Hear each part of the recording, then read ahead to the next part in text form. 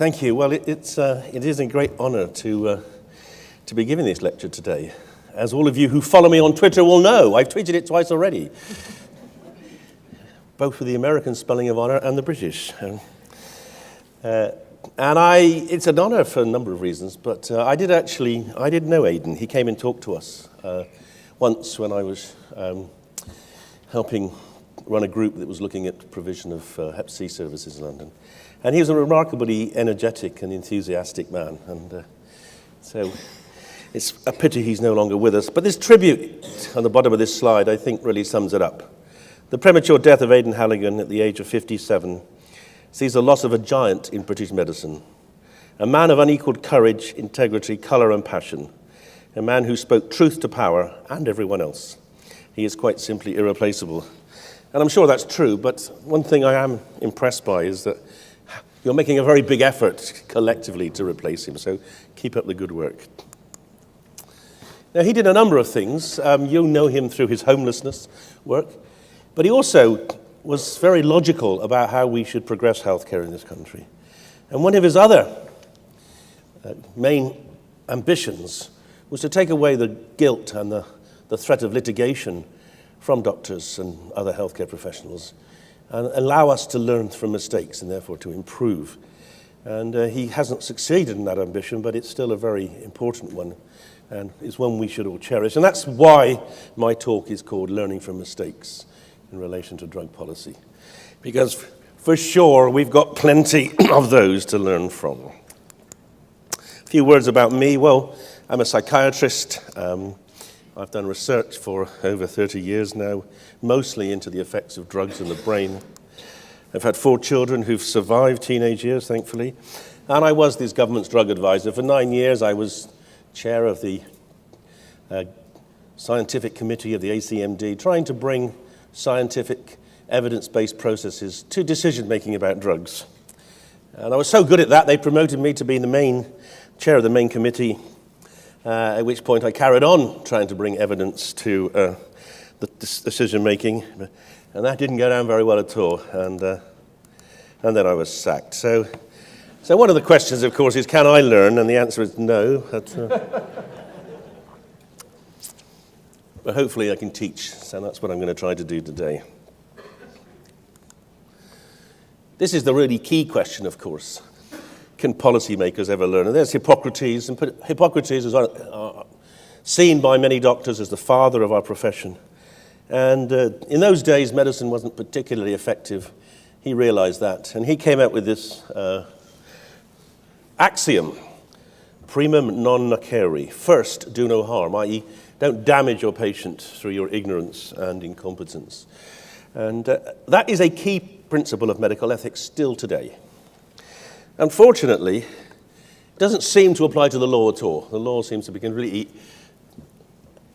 independent of any attempts to work out whether it's useful or even destructive, as I will show you in many cases it is.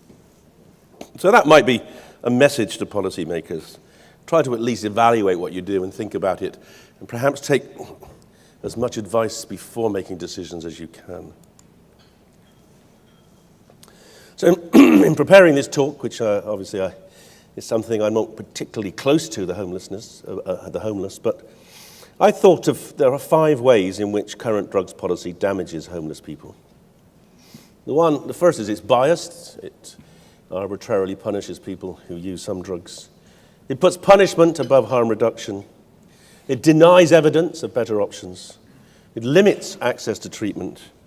And it encourages people to use more toxic compounds in this vain, futile, and provenly ineffective attack on some of the more safer recreational drugs that people have used. So the first point I would make is that drug policy is biased. What is a drug? And who says? Well, you might be surprised. I was very surprised to discover when I started working in this field that there is no definition of a drug in the United Nations Conventions on Drugs. And there's no definition of a drug in the UK Misuse of Drugs Act. So without definitions, it's left to politicians, to newspapers, and to some extent the drinks industry to decide what a drug is. And that's outrageous. but that's the way it is today. So I came up with a definition of a drug. It's this one, something a politician once used but now regrets. And this did not exactly enamor me to the Home Secretary, who I jousted with on a few occasions, Jackie Smith, most notably over horse riding. But when Jackie was made Home Secretary, they asked her this question. They asked all Home Secretaries, have you ever taken drugs? And instead of telling the truth, which is, yes, but only half a bottle of Chablis a night, she said, I smoked cannabis, but I didn't enjoy. And that was a strange comment from the head of the judiciary at the time, because there's no defense in law of not enjoying a drug. You're caught in possession. Don't try it on with the police. I'm just doing the Home Secretary, I'm not enjoying it. And of course, it raises another interesting question. Why did she bother? The answer to that, we don't know. She's never told us. But I think it was you had to do it to get into the Labour Party in Oxford at the time, but I'm not sure. And then David Cameron, when he became head of the Tory party, he said, I did things when young I shouldn't have. We all did. Now, we know that the we is called the Eton we, and we know as Conservatives they only did drugs which begin with the letter C, so that was cannabis and cocaine. I can't think of the others, but I'm not sure they were around at their time. So politicians make it up according to their whim. They're also forced to make decisions by newspapers. Here is one of the most ridiculous headlines there's ever been. Legal drug teen ripped his scrotum off. Now, when I show this in international meetings, people say, is that English? And I say, no, it's Sunnish. And what's worse than it, of course, it's untrue. When we approached the Sun, the ACMD said to the Sun, this is very important, because this headline came out at the time mephedrone, MCAT, meow, meow, was being widely used. And we said to the Sun, where did this data, what is this case report? Please tell us about it. And they said, oh, we can't tell you about it because we don't know who it was. And we said, well, how do you know it happened? And they said, well, someone told us. And you think, okay, so you give someone 50 quid and a pint of beer, and they made up a story about mephedrone leading to scrotum tearing. And but that's the way it is. But that scare is enough to make readers of the Sun, and particularly the Mail, very anxious about what's happening to their children, their grandchildren. And that's why drugs like mephedrone get banned. And then at the back of it all is the drinks industry.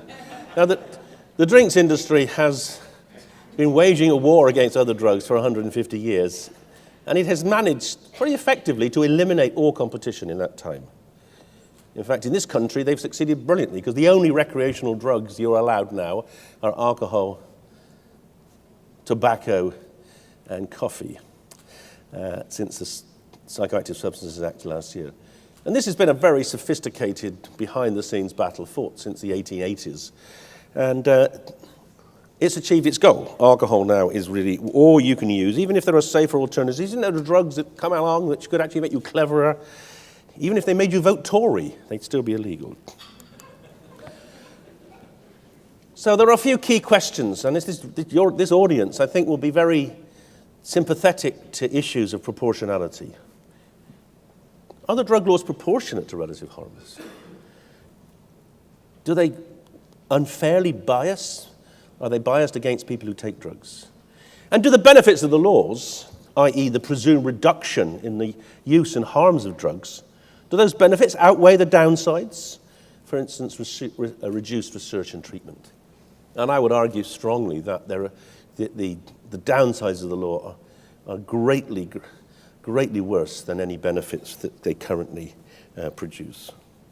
And the final point I mentioned already, do the drug laws work at all? Do laws work at all? That's a more technical question, which, as a doctor, I'm not really able to answer, but we haven't got time either today.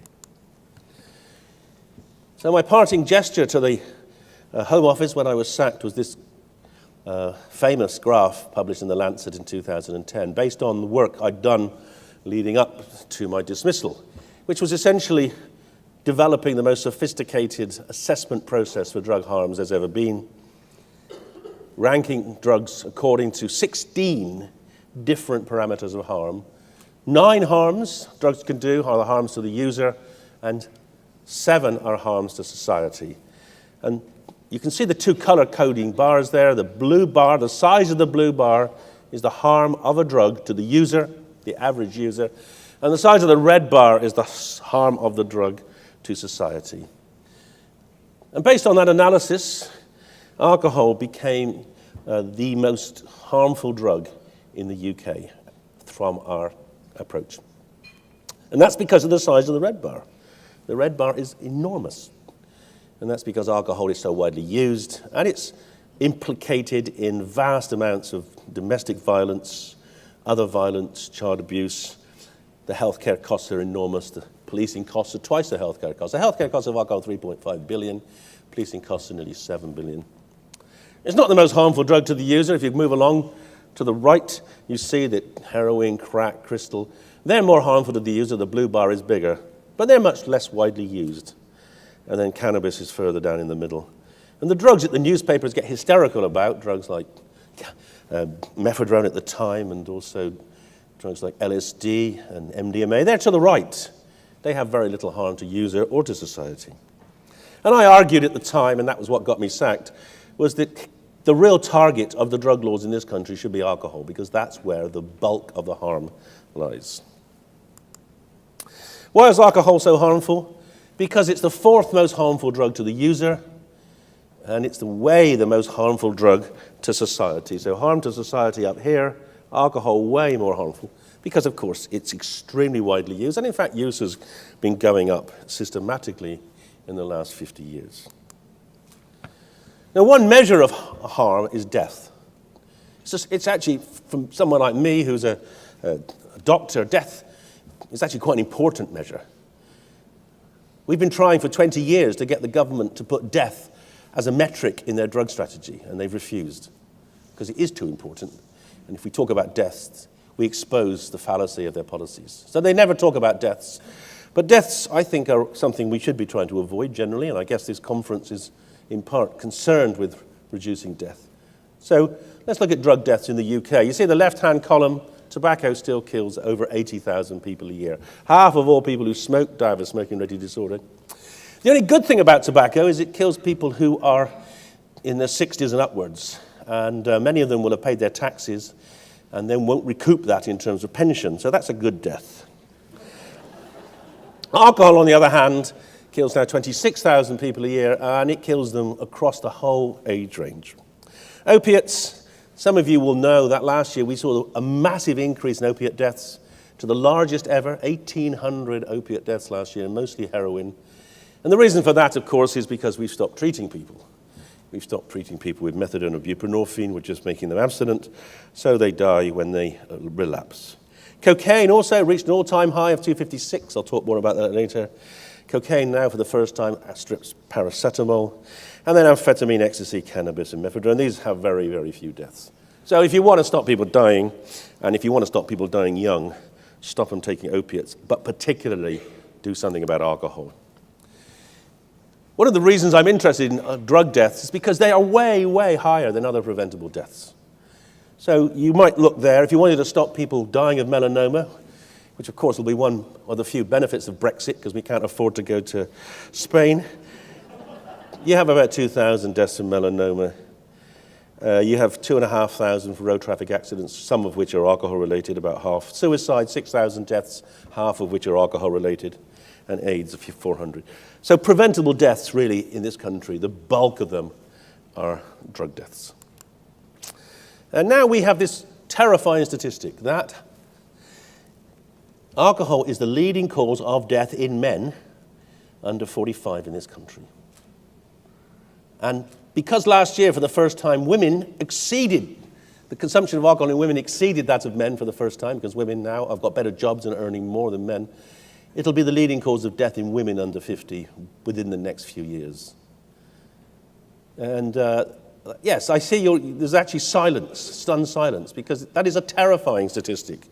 And it's not something that should surprise us, though, when we see how things have progressed. In 2014, the latest data I have, there were 1.2 million cases of alcohol-related hospital admissions. 13,000 of them were under 18, i.e. before they were allowed to drink or buy alcohol. In relation to other drugs like MDMA, there were 2,000 of those and 700 for cannabis. So alcohol dwarfs all other recreational drugs. The cost to the NHS is 3.5 billion. And this is a statistic. Those of you who wonder why the Scots are trying to minimum price alcohol, well, it's for this reason. 40% of intensive care beds in Scotland are occupied by people with alcohol-related illness. And that is an enormous burden on the NHS in Scotland. And minimum pricing of 50 pence a unit would probably reduce that by about 10%. This is, I find, the most chilling graph of all the ones I'll show you today. This graph looks at standardized mortality rates, the likelihood of people dying from a disorder of all those different organ systems. See all the colors there, circulatory, ischemic, brain, cancer, respiratory, all the colors of the rainbow, and red are liver disease. This graph spans my career in medicine. I started training as a doctor in 1969. They started collecting data in 1970. And governments collect this data because it's a way of working out whether medicine is doing what it should. And if you look at all the colors apart from the red bar, you see that they all go down. Over 40 years of collecting this data, we have seen standardized mortality rates from organ systems, right from the brain through the respiratories to the blood. They've all gone down. Deaths from cardiovascular disease are half what they were in 1970. Isn't it odd that liver disease has gone in the opposite direction? Now you might say after the first 5 years, well, that could be a statistical artifact. After 10 years, it's almost certainly true. After 20 years, we should do something. And actually they did. At that point here, they did something. They allowed supermarkets to sell alcohol, which of course doubled the rate of deaths over the next 15 years. So we've done it. We've seen this tide of alcohol deaths. We've monitored it on an annual basis, and we have actively refused to do anything about it. And of course, the reason for that is because the drinks industry will not let governments deal with alcohol. The majority of politicians get some kickbacks, one way, either directly or indirectly, from the drinks industry. That massive rise, that fourfold increase in liver deaths, by the way, has been occasioned by less than a doubling of consumption, because alcohol has a curvilinear relationship with health. One of those chilling things, I've written an article for the BMJ, they haven't accepted it yet, documenting the way in which politicians are incited to drink in Parliament. Diageo hold a free drinks party every fortnight in Parliament on one of the balconies overlay. And anyone's invited, any politician, any of their supporters, plus all the editors of national newspapers. And one of my trainees happened to be there once. I didn't know about this, but he was invited in through one of his friends. And I won't name names in case he gets sacked. But he said, "Is this the Christmas party?" And they said, no, it happens every 2 weeks. And he watched a minister drink 5 pints of beer in an hour before going off to vote. And I don't know, as a doctor, I would be dismissed for turning up to work with 5 pints of beer in me. But as a minister of government, that probably makes you think more rationally, doesn't it? In 2000, I was working with the Cabinet Office on their review of drugs and the drug laws. And at that time, we thought we'd had a breakthrough because Blair said, yes, you can include alcohol and tobacco in this report. And we wrote, I thought, was rather a good report. And when it got published, the alcohol chapter had been removed. And we said, well, where's the alcohol chapter? And they said, well, we consulted with the drinks industry who told us there were errors in terms of the understanding of the harms of alcohol and the health benefits of alcohol. And because there are health benefits, we decided it was better to remove the chapter because it was difficult to arbitrate. And we said, well, hang on a sec, we're the doctors. We know how to arbitrate on health benefits, not the drinks industry. But it was gone, the chapter was gone. Now, I just want to show, this is a very important slide. This shows 15 different ways in which alcohol kills you. And you can see for many of the different disorders, there's this curvilinear relationship. Look at cirrhosis. Progressively greater increase in deaths from increased consumption. There's only one graph, one line here, which doesn't inexorably go up, and that's this curve here. And that is the so-called J-shaped curve of health benefits in the cardiovascular system for middle-aged men. You see, for women, there are no health benefits on the heart for alcohol, but for men, there's this so-called reduction, this J-shaped curve here. And that was the argument that the drinks industry used to stop Blair publishing that chapter. And that's the argument they continue to use. They say there are health benefits of alcohol, and these, therefore, mean it very difficult for governments to try to control consumption. It's outrageous, but it continues.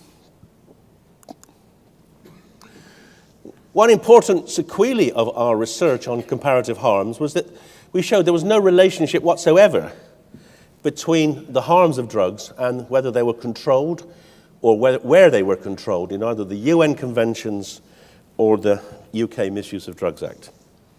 And that tells us a few fundamental things. The first is that the Misuse of Drugs Act is incorrect. Its drug rankings are wrong, and therefore the law is unjust. The longest sentences of imprisonment for any Class A drug are given to people who are caught with MDMA,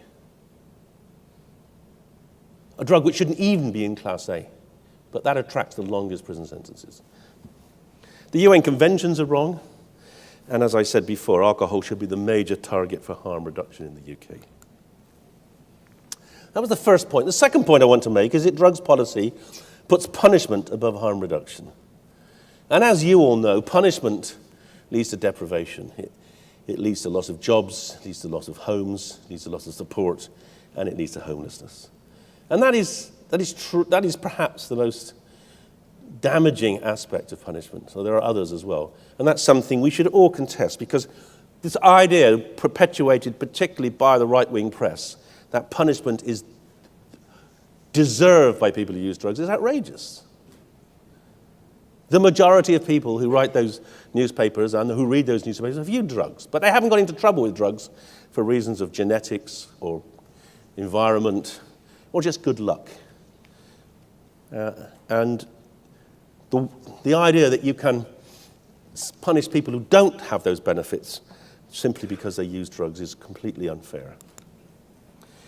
And punitive measures are ridiculous in terms of the cost to society. So the massive increase in prison population we've seen in the last 20 years is largely driven by imprisoning people for drug crimes. Countries like the Netherlands, which take a completely opposite, a rational, a harm reduction, a treatment approach, they're closing prisons.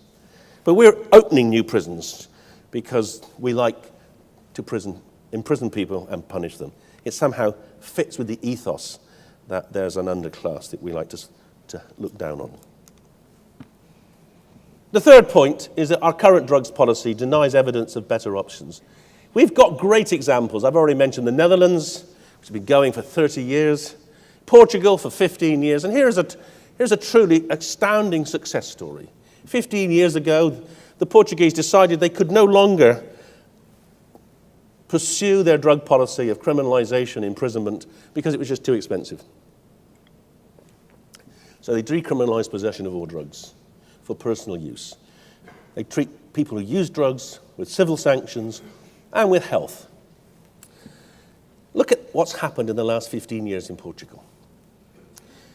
By treating heroin addicts as people who need treatment rather than imprisonment, they have reduced heroin deaths to 2/3 of what they were before. By 2/3. So they're a third of what they were before. Over the same 15 years in Britain, we've increased our deaths by 2/3. So we know there are policies which will work to reduce deaths. We choose actively to ignore them. The next point is that drug policies limit treatment. We know that 90% of people who are addicted to drugs or alcohol are not receiving any treatment in this country. We know that the whole provision of treatment for drug abuse or drug use and alcohol use has moved out of psychiatry into social care, where it is becoming a Cinderella specialty. Half of all addiction psychiatrists in Britain have been made redundant in the last decade. And that not only means that there are relatively fewer experts around to help with people with complex mixtures of drug and alcohol abuse and also psychiatric problems, but also we don't have any training schemes to train the next generation. So we may see a worsening of the situation because without training, there won't be another generation of addiction psychiatrists. And part of this is because we have been sold this idea of an abstinence-based recovery. That is the only approach.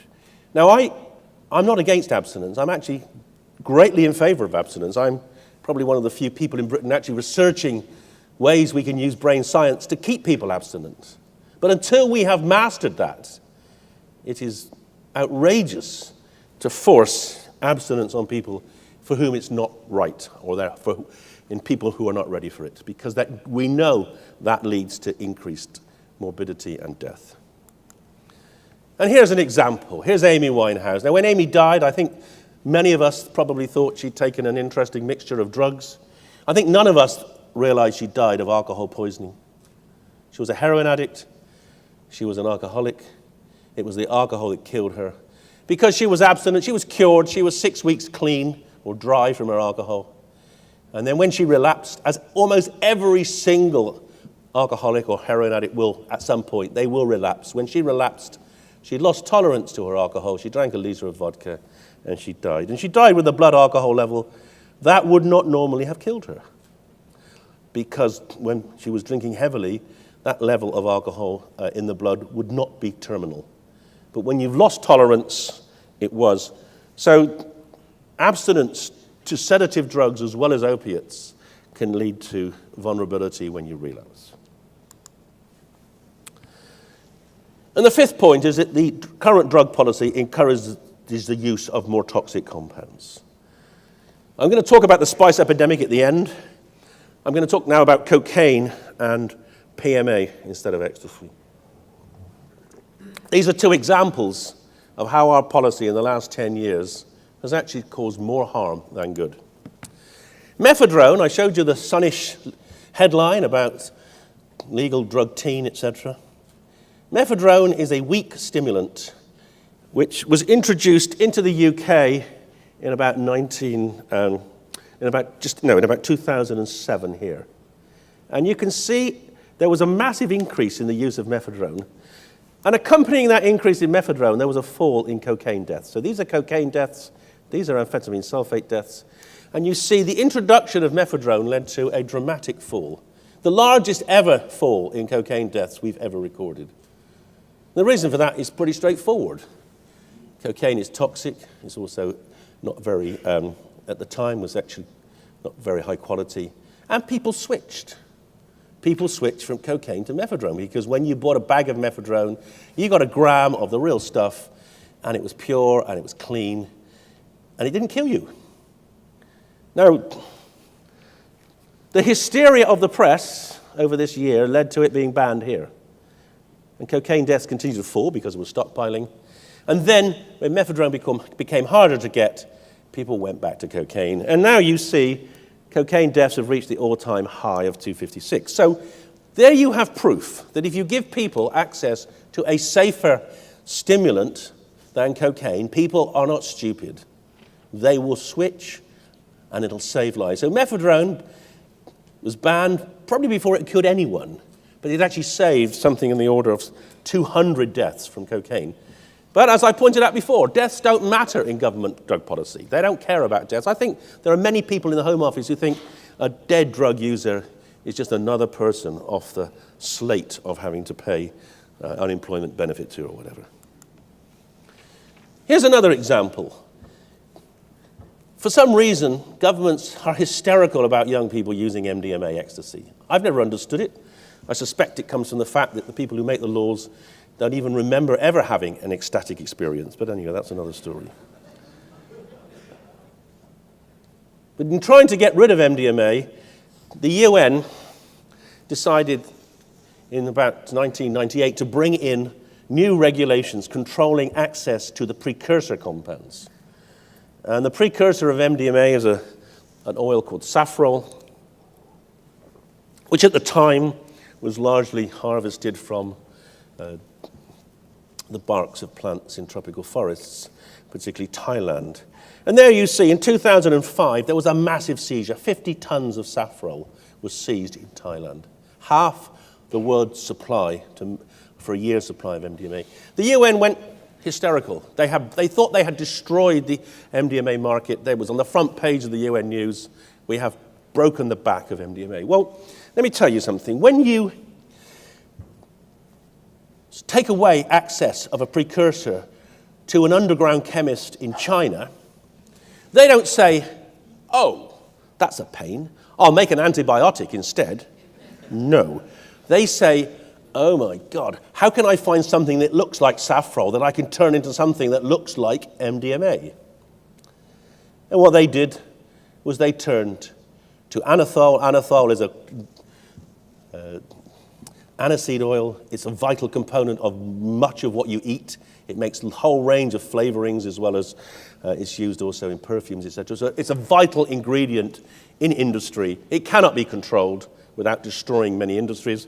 So they turned to anethol, and anethol doesn't make MDMA, it makes PMA. And you see here now this massive rise in deaths from PMA and PMMA. People are using this thinking it's ecstasy, but it isn't. It's much more toxic than ecstasy. It works more slowly than ecstasy. So most of the ecstasy deaths are caused by the fact we have tried to stop people using ecstasy. And that's outrageous. People are dying taking things that they think are ecstasy, but which aren't. And that's prohibition for you. And I'm going to finish by talking about cannabis as a worked example of wrong policy. So for those of you who don't know what cannabis looks like, there it is. And on the right-hand side, that's why you use it, because the cannabis plant produces in these little trichomes here a whole range, about 100 interesting chemicals, some of which are psychoactive, some of which may have other medical uses. Cannabis is probably the oldest known medicine in the world. We've got reports of it being used 4,000 years ago in Egyptian graves. Queen Victoria valued it. She wrote about the great benefits of cannabis to deal with period pains and also the pains of childbirth. And her physician was a great enthusiast. He wrote the definitive medical overview of cannabis. There you see it, The Lancet, 1890. It was a medicine widely used as a tincture. Safe. As far as I know, she didn't go psychotic. But certainly she had a lot of kids. I don't know if that's a good thing. But anyway. As I said, the drinks industry, coupled with certain ultra-right-wing politicians, decided that they wanted to get rid of cannabis as a medicine. And in 1935, they convened a medical discussion in the League of Nations, which decided that cannabis had no medical use.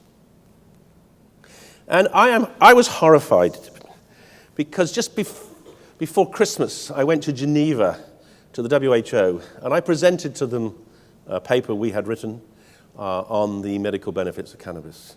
I was horrified to discover that the WHO has not revisited the medical report on cannabis since 1935. The WHO is relying on a 1935 report to keep cannabis illegal. I mean, it's kind of hard to find words. How could any international health organization rely on a report which is 85 years old? And when I said to them, why are you doing this? And they said, we haven't got the resources to redo it, which is why I gave them our paper. It's been done for you. And they said, we can't take that. We're not allowed to do that. We have to contract it. You can't offer it to us. And on the basis of that 1935 no medical use report, cannabis was banned in the first UN convention in 1961 because Egypt and the USA colluded to take it out of medicine. And we eventually, 10 years later, following consistent American pressure, our government took it out of the Medicines Act in 1971. And it's been out since. And the reason, of course, it stays out is that cannabis is a very useful political tool. There's Alan Johnson, the man who sacked me. You can see me in there. You can tell my moustache. I'm that little guy in there I'm in the spliff. And cannabis has been a useful tool, and it still continues to be a useful tool. I told you that the massive fourfold increase in liver deaths occasioned by alcohol were accompanied by less than a doubling of consumption. The position with cannabis is rather different. In those 40 years, since 1970, when the data started being collected, we've seen a 20-fold increase in the number of users, which means almost certainly more than 20-fold increase in consumption. So if cannabis was harming people, we might have seen some measures of harm. Well, I showed you there are no deaths, or virtually no deaths. So why is cannabis still illegal if a lot of people use it and it doesn't harm them? Well, of course, the answer is politics. Governments want to keep cannabis illegal because it appeases the Daily Mail and the Sun and the Telegraph. But how do you justify keeping a drug illegal when it doesn't kill anyone? Well, you justify it with the usual approach: scare tactics, skunk, driving risk, and the risk of schizophrenia. So let me just talk you through these. Skunk. Skunk is a product of prohibition. When we were very successful in reducing the importation of Moroccan hash, destroying the economy of many of their farmers, people started to grow their own. And if you're going to grow your own and use electricity, especially if you're paying for it, then you're not going to grow something which has a mixture of cannabis and cannabidiol. You grow high potency, high strength, THC containing cannabis, which is called skunk. We have seen some of the most ridiculous claims ever made about a drug in relation to skunk. These claims, one of these claims was made by someone who was standing to be government chief scientific officer. One was made by a leading psychiatrist, and one was made by the president of the Royal College of GPs. And I won't embarrass them by telling you who made each, but they're all ridiculous. One spliff kills 1 million cells in the hippocampus. If anything, our research says that if you use cannabis with alcohol, it protects against alcohol brain damage. It's a leading cause of schizophrenia. And skunk is lethal. Gordon Brown started saying skunk is lethal. I thought that was a Scottish word, lethal. That meant legal, but I gather it doesn't. What's the reality about skunk? Well, skunk is about 15 to 20% THC, whereas hash or resin's about 5%. So it's like wine to beer. No one gets hysterical the fact that the majority of the middle classes now drink wine instead of beer, except perhaps the beer producers. Why are we getting hysterical about skunk? Most people titrate to a sensible level. However, there is this problem. If you lose cannabidiol, I'll talk about that in a minute, you may actually aggravate the negative effects of cannabis. What about driving? Well, being stoned doubles your risk of a traffic accident, according to the government's own reports. Being drunk increases it by 6-fold, and the two are additive. So yes, so it's generally not advisable to drive when you're stoned, but it's very, very unadvisable to drive when you're drunk. We don't ban alcohol because people drive drunk. No. We try to deter them through appropriate processes like testing. What about schizophrenia? Now, this interesting argument that cannabis causes schizophrenia, it's been a really challenging one. We said, well, okay, if there's a 20-fold increase in the use of cannabis from 1970 to 2000 or 2004, and it caused schizophrenia, you might see an increase in schizophrenia, mightn't you? Yeah. So we went to the Medical Research Council database, a third of all the GPs in the country put their info into this database, and we looked at the incidence and the prevalence of schizophrenia and of also any other kind of psychosis. And we found there was no relationship. 20 times increase in use, no increase in schizophrenia. Cannabis does not cause schizophrenia. If you believe the one study that might possibly have shown it, the study on which most of these claims are made is the 1957 Swedish conscript study, and you analyze that data, which is actually not correct, but let's take it as let's pretend it is. Then you've got to stop 5,000 young men or 7,000 young women from ever smoking cannabis to prevent one case of schizophrenia. And we said that to the government. There is no need to reclassify cannabis from C to B to prevent schizophrenia, because that will have no impact whatsoever. But the government ignored us.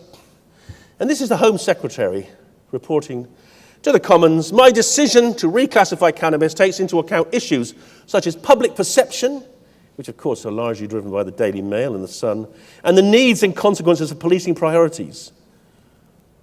Well, I mean, that is absurd. The police were only encouraging criminalization of cannabis users because they were getting rewarded every time they made a conviction. Where there is a clear and serious problem, was there, but doubt about potential harm, we must err on the side of caution and protect the public. I make no apology for that. I'm not prepared to wait and see. Okay, well, you might say, well, maybe that's reasonable. Maybe if we don't know, let's keep things banned. But when I said to her, well, hang on a sec. But alcohol is killing thousands times more people than cannabis. Why don't you do something about that? I got sacked.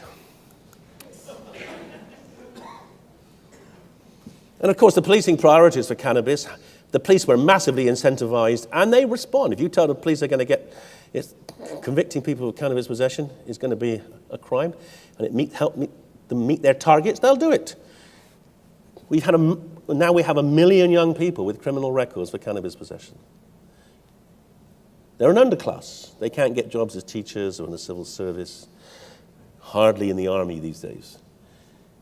So what do? Well, they deal drugs, of course.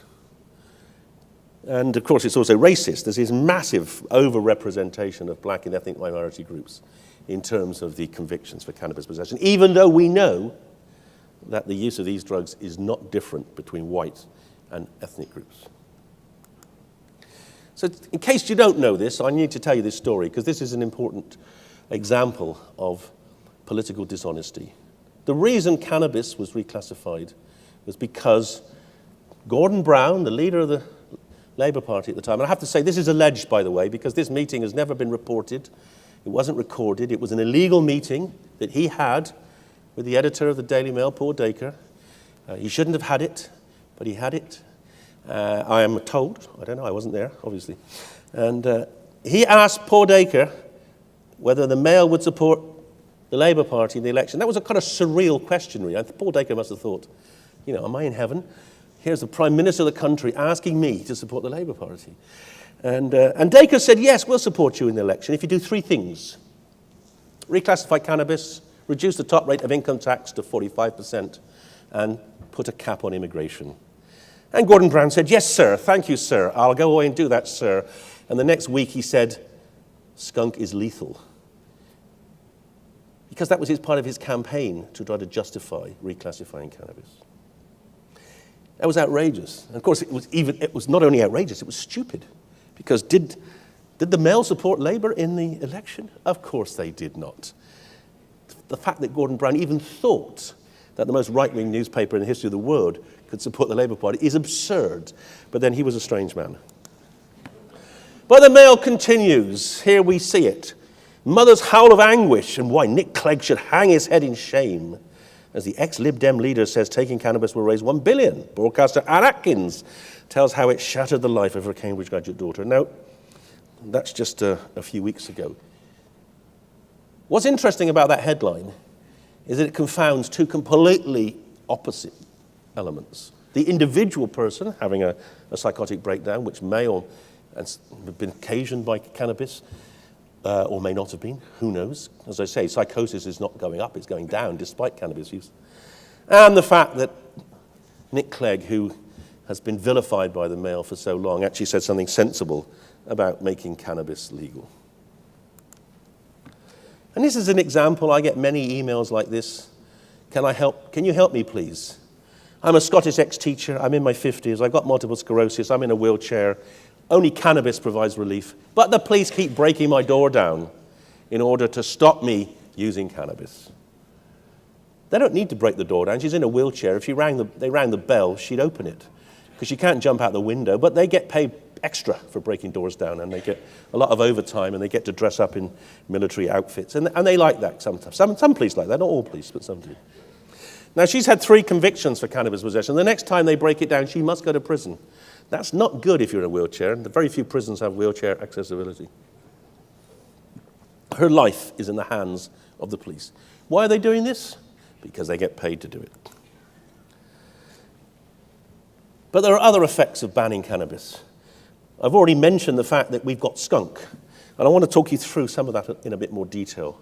Traditional herbal or resin cannabis has equal amounts of the stoning ingredient, which is called delta-9 THC, and cannabidiol. And cannabidiol is a kind of antidote to the negative, particularly the paranoia-inducing effects of THC. So here's when the old days, the old happy smile, that was THC and cannabidiol. Homegrown skunk, high delta-9 THC, no cannabidiol, you get this. And this is not so good. People don't like it, and if that's all you can get, and you're always like this, then it's not good for your mental state. But worse now, we have the synthetics. Now, the synthetics are a strange, complex mixture of drugs.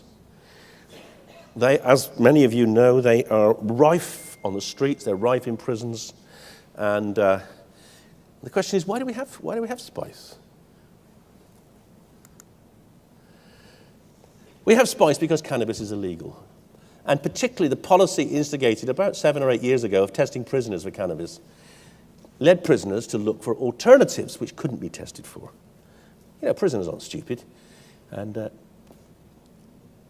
the thing about spice is they're so potent that they can't be tested for, despite what testing companies say. And they're so potent that a prison officer now can smuggle in £1,000 worth of spice on the back of an envelope. So this has not only given prisoners a chance to go crazy with these complex, potent drugs, but is also completely corrupting the prison officers because it's so easy for them to make money smuggling this into prisons. And there are very many of them. There are potentially millions of different spice molecules because cannabis is a big, complex molecule. And as some get banned, new ones get made. And the way it's going is that the more you ban, the new ones are more and more potent. Here's an outbreak a couple of weeks ago of very, very potent cannabinoids causing lots of seizures in New York. Now, let me just explain to you, these drugs, many of these drugs were made 30 years ago. They were made when I started doing pharmacology. They were made in an attempt to improve on cannabis, when cannabis was being tested as a treatment for nausea in chemotherapy, for helping people put on weight who were cachectic. They never made it as drugs because they were too horrible. When they were given to volunteers, the volunteers said, this is evil, this is crazy, I cannot cope with this. So these are all drugs which have been dismissed as therapies, but they've been resurrected simply to get around the law and to stop people testing positive for cannabis. And this is just a recent headline I dug up for this talk. You know better than I do that spice is a massive problem amongst the homeless. It's potent, it's cheap, you've got no quality control, and the side effects can be utterly devastating. So there are, I think last year, 35 deaths from spice, maybe 2 deaths from cannabis. Maybe we should get rid of spice. Well, we certainly should get rid of them from the open prisons where it's causing an enormous problem.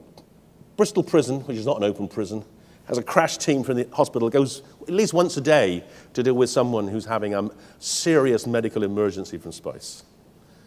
We've created a monster by worshipping at this altar of prohibition. What did the government do? Well, the government did what it's always done. It tried to ban its way out of trouble. So now, just before Christmas, slipped in the week before Christmas, thinking we wouldn't notice, came a new law which said any drug which has the structure, any of these structures, is now illegal. But those structures, unfortunately,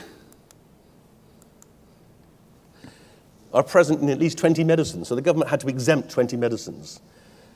And then when they eventually consulted with the drug industry, they said, well, We've got over 100,000 compounds in our data banks, which we might turn into new medicines, which are all now illegal. That's not good for our science. And in fact, it could end pharmaceutical research in this country. And it certainly won't stop spice use. So, and if you want to read about it, there's a blog I wrote just after Christmas. But we have this absurd lack of vision. We do not learn from our mistakes. So what should the government do? Just in case any of them are listening, we should have a harm reduction strategy that puts preventing deaths above use reduction, or it's certainly preventing harms. We should stop testing for herbal cannabis. There's absolutely no point in testing for herbal cannabis if it encourages people to take more toxic substances. My own view, frankly, is that prisoners should be allowed to use cannabis if they want. I think the prisons will be much nicer places. And they might actually rehabilitate better as well. We should minimum price alcohol. We know how to reduce the damage from alcohol. There's plenty of international examples. Let's do it. And I personally think we should have a royal commission to review the drug laws. The Liberal Dems have been campaigning for this for a long time. And I don't know if we'll get one. If we did, we'd need to find a very good chair for it. That would not be me. Aidan would have been a brilliant chair because he had the vision and the clarity of thought and the courage to have done this. I'm sorry he's not with us. I'm sorry he's not campaigning for this. But let's hope someone else can rise to the challenge that I and he have set to you. Thank you very much.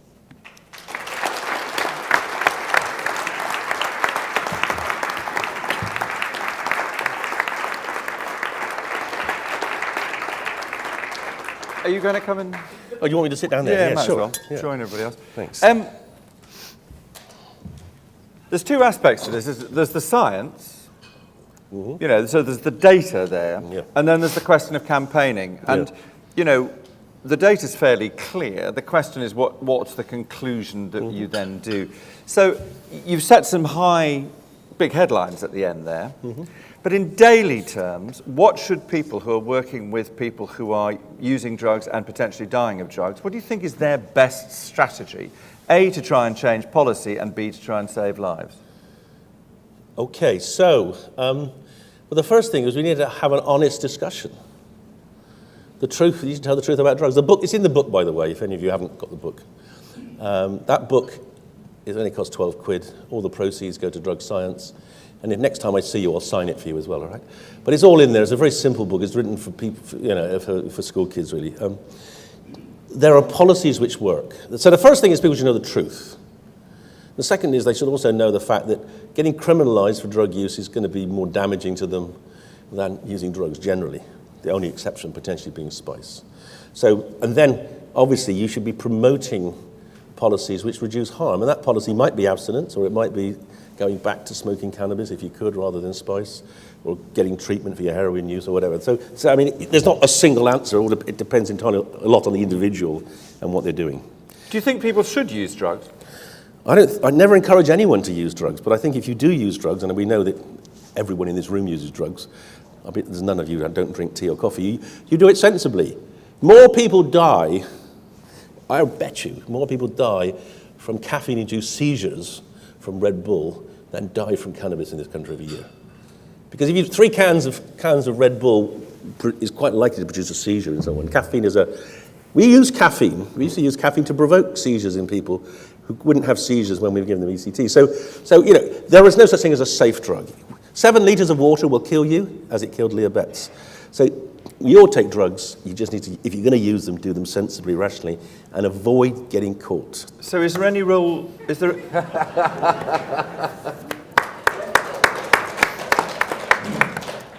are those who would argue that you undermine your case by making those kind of comments. But well, no, because the judicial approach to drug users is the most damaging one to their health. There's no doubt about that. There's no evidence. So is there a role for the law? That's a good question. There is a role not for the law as we have it today, no. But for the law generally. I mean, if there were to be laws around drugs, what should they be? Because you can't argue that drugs are good for us. You may argue that some of the drugs you've identified are not as bad as the other ones that kill us more. But I mean, if you're going to have a level playing field, is there then a role for the law in some way to regulate the production of all drugs? Were that? Yes, absolutely. So when we're talking about the law, we're talking about what would be a rational world what kind of world would you need to minimize the harms of drugs? And there are a few key points I would put here.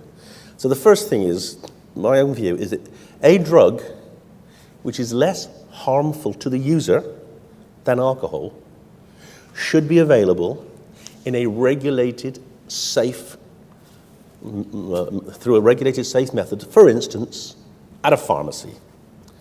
Because it is quite wrong to say to you all, and me, the only way you can relax tonight is to drink a drug called alcohol, when there are safer alternatives. That is wrong. That's absolutely wrong. That's immoral, and it's also actually not helpful in terms of health. Because if there are safer alternatives, given the burden of alcohol, why shouldn't we use them? So the first thing is to have a rational policy with some kind of access through regulated markets like off-licenses. And let's remember, sorry, I didn't mean off-licenses, I meant pharmacies. But let's remember, we used to have that for alcohol. They used to be called off-licenses. They were licensed premises to sell alcohol. We got rid of the constraints of licensed premises. And that's what gave us that massive increase in liver deaths, because we made alcohol available in supermarkets. So we can have sensible policies, licensed access to drugs like alcohol and safer drugs, first thing. Yeah, I'm not. One thing I want to say categorically, I'm not in favor of a free market of dangerous drugs. That would be absurd. I would be hopeful that if we had more choice in less dangerous drugs, there would be less incentive for people to use more dangerous drugs. As I've shown you, I've given you examples. I showed you mephedrone. The British public were quite sensible. They didn't have to be sold mephedrone. They just used it because it was safer or better than cocaine, and it reduced death. So we know that a sensible, rational policy based on harm, comparative harm, will work. We will also need some constraints on black markets. We'll also need constraints on more dangerous drugs. But that policy is pretty straightforward. And it'll be a policy of regulation and decriminalisation of use rather than of criminalisation of use. The Portuguese have done it. The Dutch have done it for the last 40 years. They don't have any deaths from recreational drugs because their children are allowed to test what they're taking. They don't take PMA because they get told it's PMA and it'll kill them. But we don't care. We quite like. I think we believe that the fear of dying from MDMA, if you take a bad batch, puts people off. It doesn't put people off. It just kills kids innocently. So we've got proven policies, and I was like, and Holland isn't exactly a country that's fallen apart at the seams, has it? Because it's got legal drugs. In fact, I think their football team's even better than ours. Well, that's not difficult, of course. Yes. Do you think, to swing the other way, do you think alcohol should come out of supermarkets? Absolutely. Yeah. So if the best model for selling alcohol is the Swedish model. So the Swedes have a controlled market for alcohol. It's called the Systembolaget. It means that the Swedes drink half of what we drink. They drink better drinks. They drink higher quality. The Swedish government is the biggest buyer of wine in the world. And they have very high quality wine. I know this because one of my sons lives in Sweden. And when he comes to my house, he says, "Dad, this is rubbish wine," But anyway, that in Sweden, this state control of the alcohol market means that the Swedes drink half what we drink, but they have 1/3 of the health harms because they cannot go out at 3 a.m. and get another litre of vodka and kill themselves with it. Ian, you've written about the spice epidemic in an article in the BMJ. I got mine published. You got it.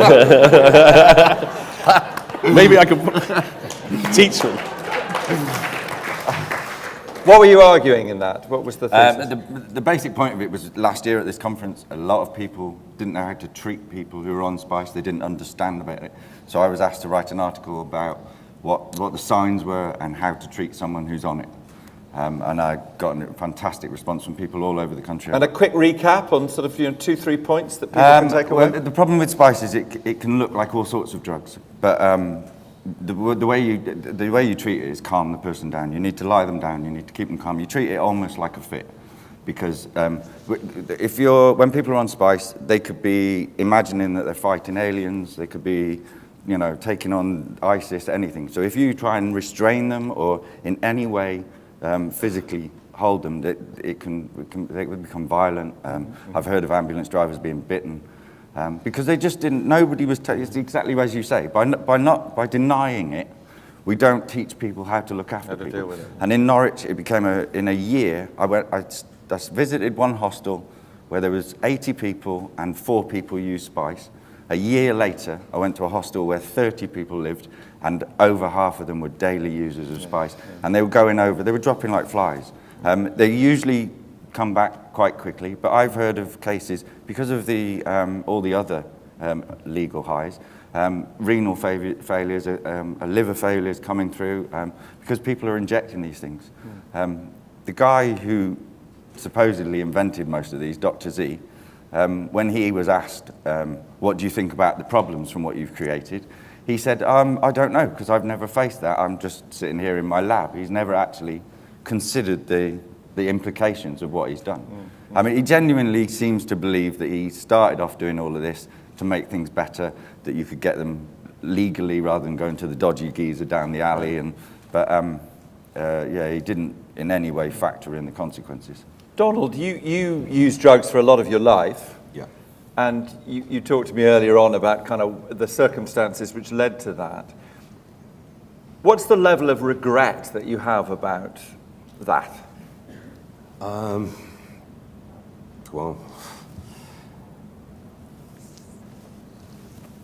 that's quite a good question. No, go on. There's many factors.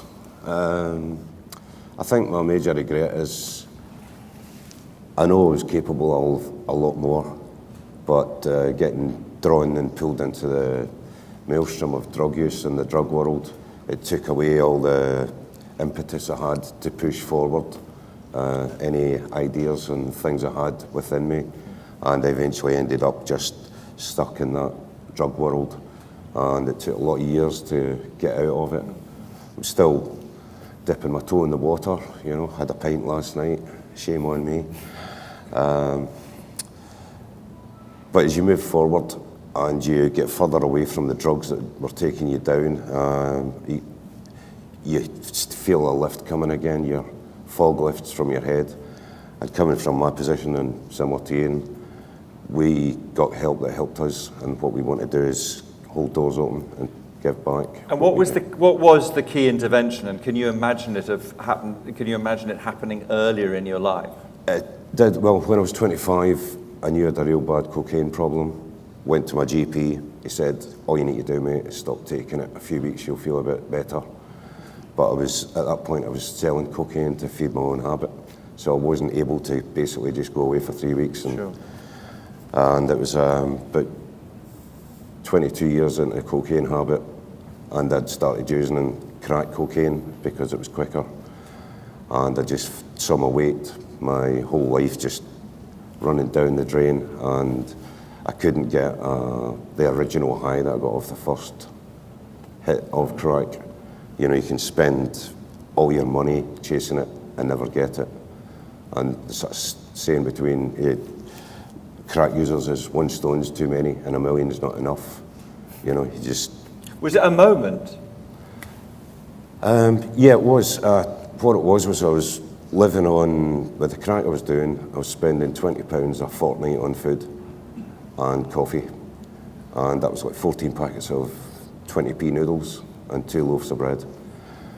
And then one week I decided that I would go and spend that money on food and pay some bills instead of buying rocks, and I realised that I could eat for 2 weeks instead of buying a £20 rock. Right. So that was one of the big factors that changed it. And I was getting help with GP at that point as well. I mean, the reason I'm asking is that the problem for the public imagination is that the stories about the effects of drugs are very, very powerful. So in campaigning terms, one of the difficulties, I know you talk about talking truth to power, but the socialization of alcohol is very different from the socialization of drugs.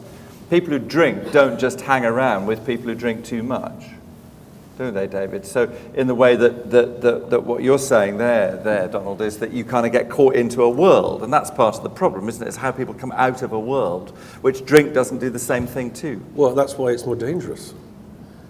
That's why,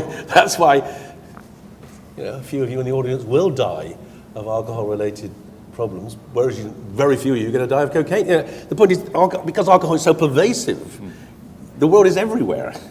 And that's why Amy died, because it was easier to go down to the shop and get a litre of vodka than it was to score heroin. Questions from the audience? Hand up there at the back. Hand down here. Hand there. So, question at the back. And also, to people who haven't asked questions before, I'd be keen to take you, as you might have recognised yesterday. Hi, I'm Denise. Could you stand up? It's great for the cameras. Thanks.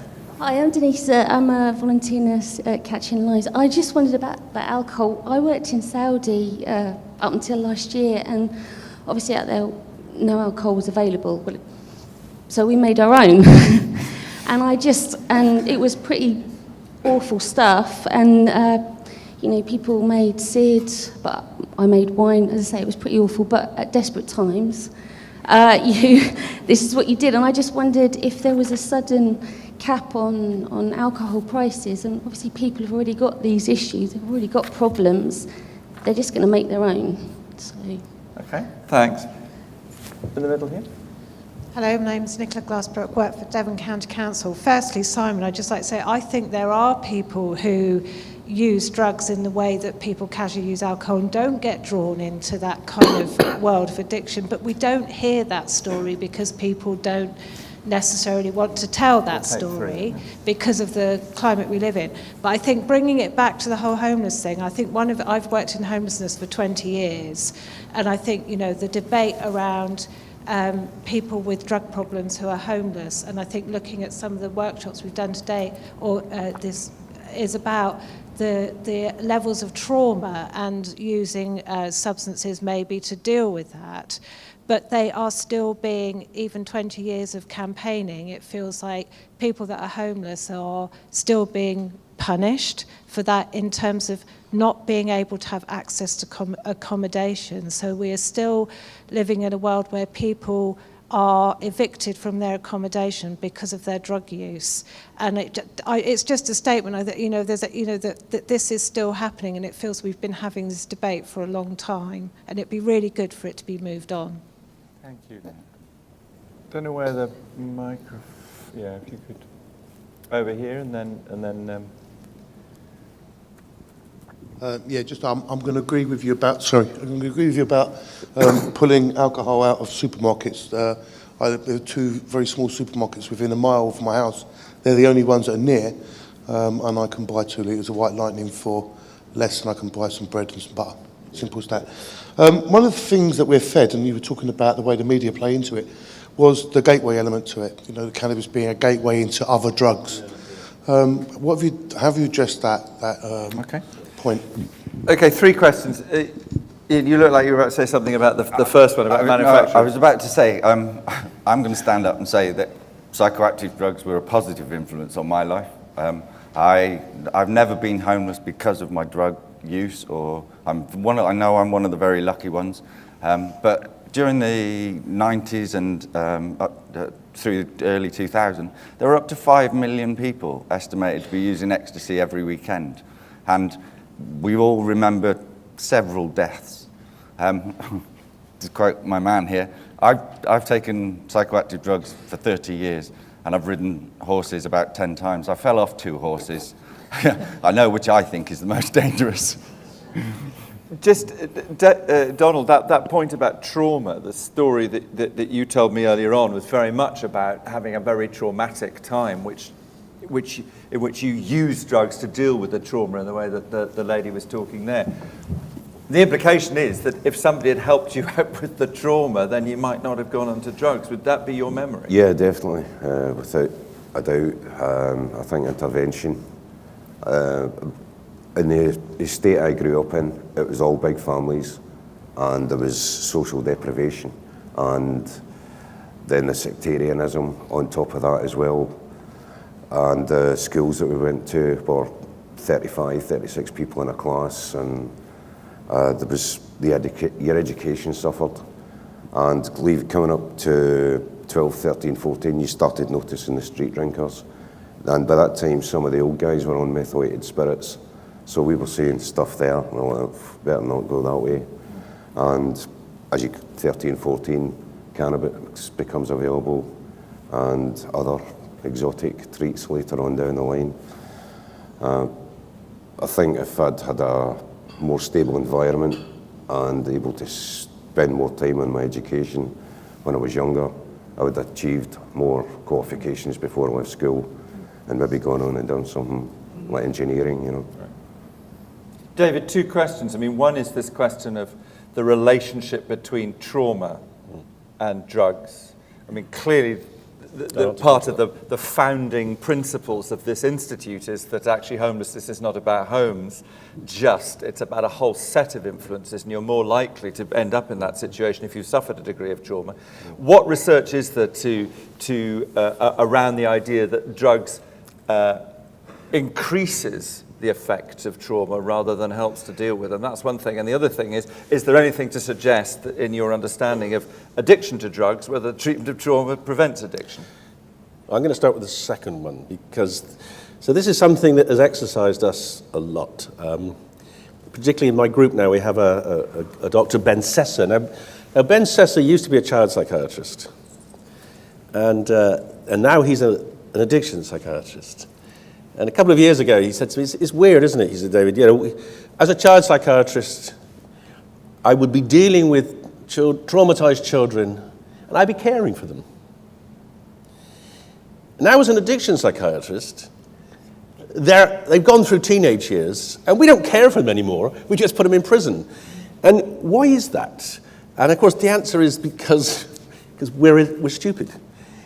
And so he and I we've got some funding, and you'll be fascinated by this. We've got some funding to try to use a new treatment for trauma in adults who've been traumatized and who are alcoholic.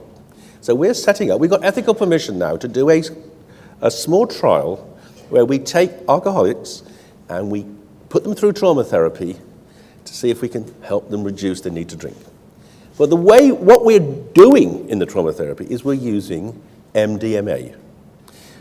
MDMA has been shown in 3 trials of PTSD in America, 2 in America, 1 in Switzerland, to help people come to terms with post-traumatic stress disorder.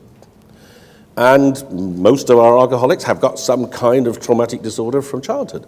So we are going to use MDMA to help them deal with their trauma and see if it works. Now, that is a challenging thing to do because MDMA is illegal, very illegal. And so the cost of doing that is astronomical, simply because it's an illegal drug. But we will do it. And if it works, hopefully that'll help people have a more rational approach. Because the drugs, I could have given you another lecture on how the drug laws impede research. They're the worst censorship of research in the history of the world. The drugs that are made illegal, cannabis, MDMA, psilocybin, LSD, even mephedrone. Mephedrone was being developed as a treatment for addiction. It will never be used to treat cocaine addiction now because it's illegal, and it's very difficult to get anyone interested in working with illegal drugs because the costs are enormous. So we must not lose sight of the fact that there's another perverse effect of prohibition, which is it really impedes research. So that's going to happen. That study will happen. We will, if we can get hold of the MDMA, that's the only limiting factor. We've got to have legal permission to do it, but getting hold of MDMA to use in a trial is very, very difficult because it's an illegal drug. Ian will know where to get it for you. Unfortunately, my ethics committee doesn't respect you as a provider. This question about gateway. I mean, that's one of the great things that's used in 2 things. I mean, one is the gateway question. The other is this thing about the trauma that can be caused by use of a particular drug. Is it a gateway drug? Is there any evidence to suggest that one drug is a gateway to another? So the gateway hypothesis was one that was very convenient to help keep cannabis controlled.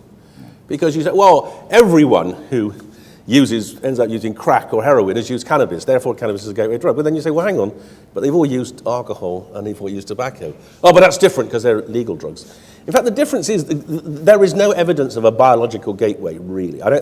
It's very, in rats, maybe, if you poison them with nicotine, they end up using more cocaine. But in humans, there's very little evidence of a biological gateway. But what there is evidence for is that once you start going to drug dealers, they're the gateway because I don't know what you. I mean, it's the illegality. Exactly. That's the gateway. Exactly. I decided I wanted to try cannabis. I went and found cannabis, and I liked it. In fact, it was illegal, and I was meeting these dodgy people, and they've got other sweets. Let's try that. And I got into speed and everything else. mainly because it was the circle I was mixing in. It was not. I didn't go, oh, cannabis isn't strong enough. I still use cannabis on a daily basis. Yeah, it's my preferred drug, but it didn't lead to anything else. It was the illegality and forcing me into places where all these other things are on offer. And the people that you're buying them from, it's not like going to a pharmacist where you can say, this is your side effects, this is it, you need to be aware of that. He just goes, here, I'll do you 3 for 2. Absolutely. What about the evidence in relation to, I mean, some of the stuff I've read, particularly because of a family issue, was that the argument was that there was a potential for psychosis which was enhanced by systematic use of strong drugs. Okay. So what's the evidence around that? Right. So this is kind of big question. So if you have a predisposition to becoming schizophrenic, starting smoking cannabis in your mid-teens will accelerate your getting there. So that's the evidence. If you start using a lot of strong stimulants and you've got a predisposition to paranoia, the strong stimulants will push you in that direction. So what they tend to do is they tend to aggravate and accelerate underlying predispositions. But I don't think there's any evidence that smoking cannabis will make someone who isn't predisposed to becoming schizophrenic. Right. In my experience, my schizophrenic friends don't like cannabis. Yes. A lot of people with mental illness don't like cannabis. It makes you think too much, it can open your mind up, and they don't want to smoke it. Okay, 3 more. Let's take 3 more. There's one there, there's one there, and there's one at the back. So thank you very much. If you could say who you are, that'd be terrific. I'm Gaynor. A lot of people know me. I'm a mental health nurse. I just wanted to sort of a couple of things. Alcohol prohibition in America, all it did is created the mafia. Lots of money, lots of rich people. Drugs in this country are similar. The services that are out there now, we've got loads of NHS services doing the research over 25 years, now being commissioned and given to other parties that make a business out of it. They say they're charities, but they're businesses. And for me, working with people who are using drugs, I saw a chap the other day, and he's clean at the moment, and he hasn't had crack for 5 days. So he's clean, as far as I'm concerned. That's the way he is. So I'm saying to him, what's with the crack then? What's happened with the heroin? Why that? And he said, well, you can buy. You're going to be offered, like you go into Primark or somewhere like that, 2 bags for 3, or 1 bag for 3. The young people are saying, oh, my mate gets me my cannabis. Because when I'm doing the financial, how are you buying your cannabis? You say you're smoking cannabis every day. How are you affording that? Oh, my mate gives it to me. So a lot of the time it's about the drug dealers. There's guys out there. I think as soon as they knew on the Wirral where I come from that the service is going to be recommissioned, they were like rubbing their hands together and saying, great, let's get in there. Because heroin is on the increase. It's back on we sort of eliminated it.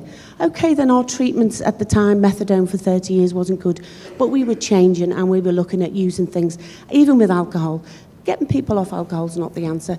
Baclofen, using drugs that are going to treat the PTSD, that are going to allow people to deal with the shit that they've been left with when you clear away all the bad stuff that they've been using to actually cope with all the bad stuff that they've had. And we're still not looking at really treating people humanely. And the people who are homeless, they're the ones that we all end up. We always say we're 2 pay packets away from being homeless, all of us. But the drugs really, we're looking at, there's guys out there making lots of money, and how do we stop that? Legalising it, I think, in a lot of ways will stop them making money and will make us be more sensible about this. Thank you. Over here on my left. Sarah Holmes, one of Stan's ABAs. I think one of my questions is really around services for people who use drugs and have mental health problems. In my experience, my best mate's bipolar. She fell through the cracks when she turned 18 and self-medicated with drugs. But then drug services refused to work with her because she's bipolar. And then what happened as well is actually mental health services refused to work with her because she's on drugs. So what they said is they didn't know what was the mental illness and what was caused by drugs.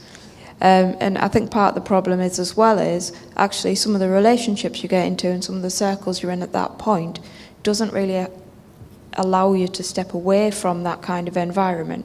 So things like in domestic violence, women's hostels won't take you, or a majority of them won't take you if you're on drugs. So then you get forced in that environment. You know, and it's kind of, it becomes really difficult then when the services aren't there. And then if you end up in prison, you can get clean, you can get a job, you get your mental health looked after, get on the right medication, and then you come back out and the services and the community just aren't there to help you reintegrate back into the community and live a life without drugs. Mm-hmm. Okay, thank you very much. And there was a third one in the... No, the woman there and this guy behind her with the microphone. Thank you.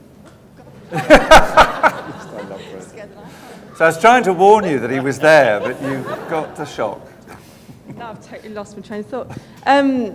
My name's Lucy, and... Hold it close to your mouth. Okay. And I've worked in addiction medicine and inclusion health over the last 10, 15 years. What is really inspiring as someone who is completely frustrated with the system, having worked in it, was the sort of call to arms to kind of, right, who's going to go out there and actually campaign, which, you know, would absolutely love to do. But my experience of campaigning, even within the area that I work in, has been that you reach a point where you just don't have a voice. You can't actually make any changes, which obviously has been your experience, David. And if someone of your expertise and experience can't make any changes at the top, how on earth are we, in the positions that we are in, able to make any changes?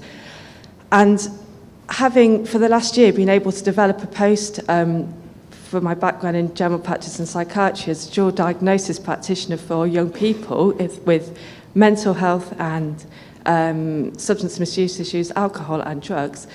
And over the last 18 months, we had some amazing outcomes.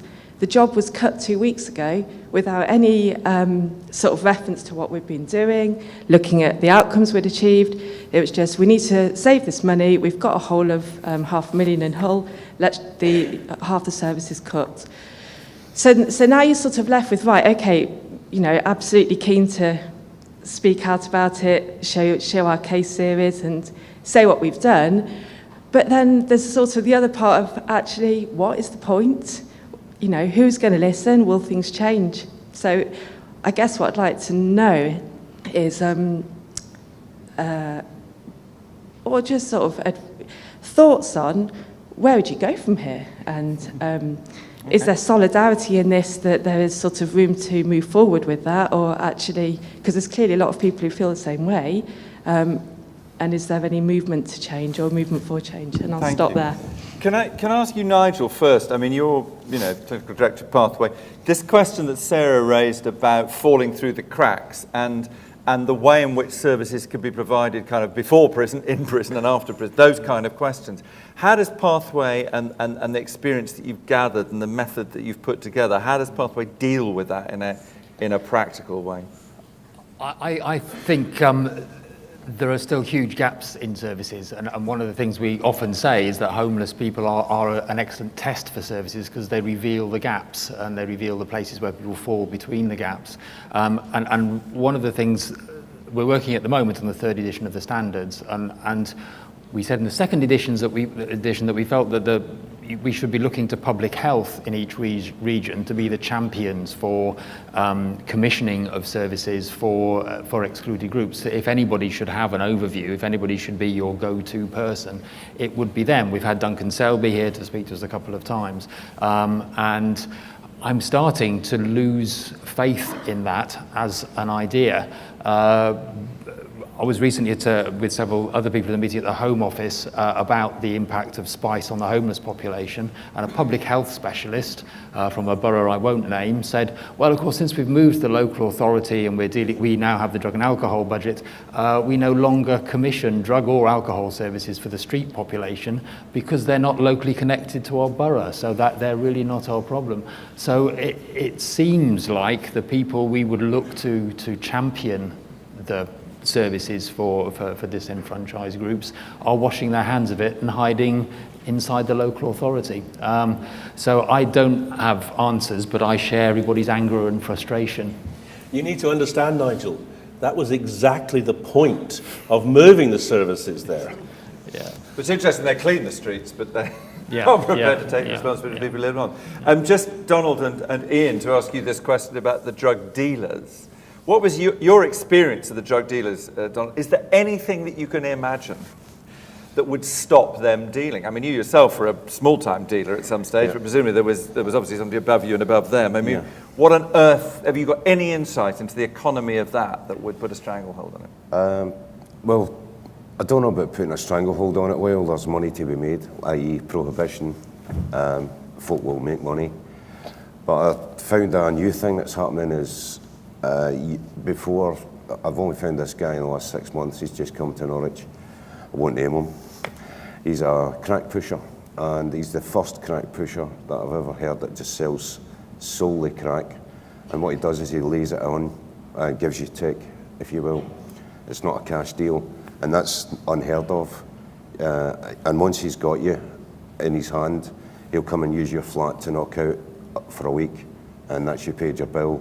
And then he'll have someone else on the hook, and he'll go to their house for a week. So it's like a mobile crack shop moving about the town, and it's very hard for the police to sort of nail him down to where he is at one point. And we hear stories of people handing their benefits over from a bank machine straight to him. He'll go with them to the machine, and they take the money out and give them their gyro or their benefits or whatever it is. And a fear for people coming into the universal credit later in the year when that. By these drugs being illegal, you're handing incredible power and wealth to some of the most despicable people on the planet. It's that simple. Even if the guy I buy it off's lovely, yeah. But for example, when I tell my friends who are on heroin, basically every £10 you spend on heroin will eventually blow a soldier's legs off in Afghanistan. And they say, don't talk rubbish, but that's what it is. It's grown there, and it comes filtering through. So basically, you're funding the Afghanis attacking our soldiers. That's the power that this is. We're allowing all the money and all the power to go to some of the most despicable people on the planet. So, David, the call in the last moment of this session really is for some couple of positive thoughts about where from here. Well, given that we're doing everything from funding the war. Let's go back. So I think the lady at the back mentioned alcohol prohibition. Let's see if there's a lesson from alcohol prohibition. Now, there were many lessons, but if you prohibit a drug, alcohol, people start drinking methanol. There are lessons of harm from prohibition, which I've talked about. But let's look at the positive lesson. What happened when alcohol prohibition was repealed in America? So one of the greatest alcohol dealers in America at the time was a man called Kennedy. And he went from being a drug dealer to being the father of the president in his own lifetime, because he was rehabilitated, and his children, one of them became President Kennedy. So if we get drug dealers out of the black market and put them into there are many skills, and could be used for other purposes. So let's build on the Kennedy model, shall we? Will you thank David Nutt and Ian Miller and Donald Lane and Nigel Hewitt. Thank you very much indeed, the four of you.